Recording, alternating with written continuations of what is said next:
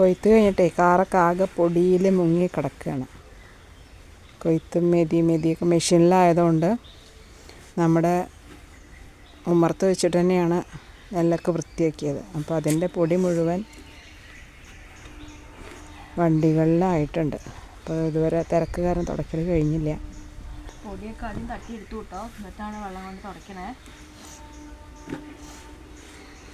വലിയ കാര്യമായിട്ടുള്ള ക്ലീനിങ് ഒന്നും ഇല്ല. നാളെ നമുക്കൊരു സ്ഥലം വരെ പോകാനുണ്ട്, അവിടെ ചെറുതായിട്ടുള്ളൊരു ക്ലീനിങ്ങേ ഉള്ളൂ.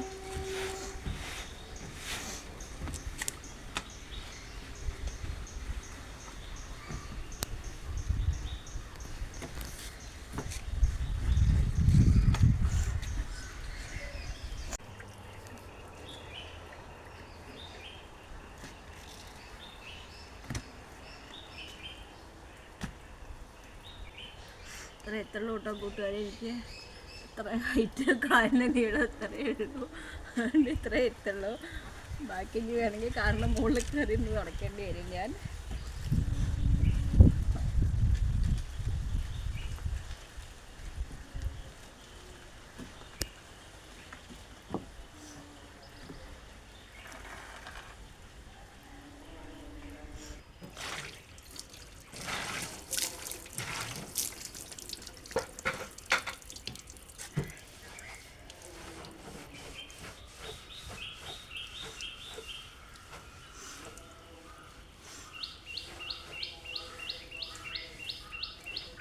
നമ്മുടെ അപ്പുക്കുട്ടനാണ് കേട്ടോ ഗൈസ് ഇത്. നമ്മൾ അപ്പുക്കുട്ടനെ വിളിക്കുക, കാരണം സ്കൂട്ടീനെ അമ്മിക്കുട്ടി എന്നാണ് കേട്ടോ നമ്മൾ വിളിക്കാറ്. രണ്ടാൾക്കും ഓരോ പേരിട്ടതാണ് വാങ്ങിക്കൊണ്ടപ്പോൾ. അപ്പോൾ ഇതാ അടുത്ത 14-ാം തീയതിക്ക്, ഫെബ്രുവരി 14-ാം തീയതിക്ക് 4 കൊല്ലമായി ഇവൻ നമ്മുടെ കൂടെ കൂടിയിട്ട്. അപ്പം അങ്ങനെയൊക്കെയാണ് ഇന്നത്തെ വിശേഷം. സ്റ്റോപ്പ് ചെയ്തോളൂ. വീട്ടുകുട്ടനും കൂടെ കാറ് കഴുകാൻ. വെള്ളമായി കഴിഞ്ഞാൽ ഓടിപ്പോവുക. നമ്മളെവിടെ എന്ത് ചെയ്യുകയാണെങ്കിലും ഒപ്പം ഉണ്ടാവും അവർ. മിട്ടുവിനാണ് അധികം, അവൻ നമ്മുടെ അടുത്ത് വന്ന് കിടക്കും. നമ്മുടെ കൂടെ നമ്മുടെ കുടുംബത്തിലെ ഒരു അംഗത്തെ പോലെയാണ്.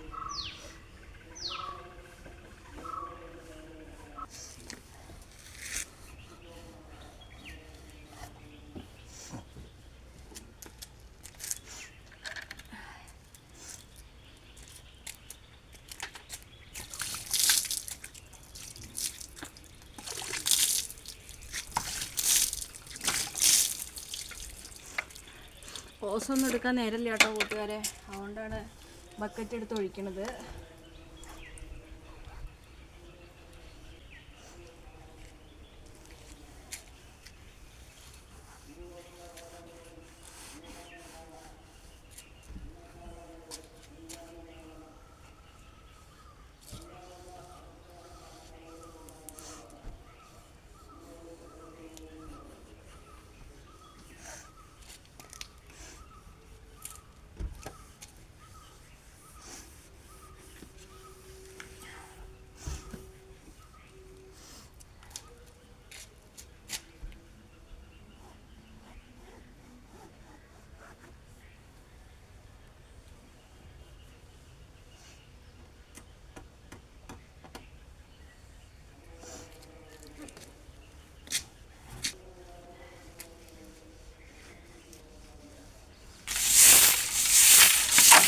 കാർ ഷെഡ് ക്ലീൻ ചെയ്യുകയാണ്.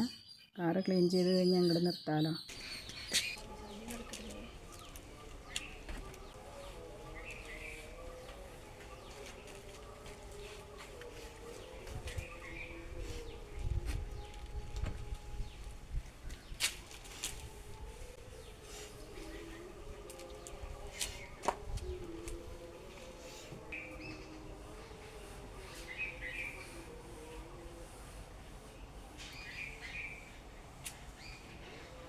ഞങ്ങളുടെ വീട് കണ്ടോ?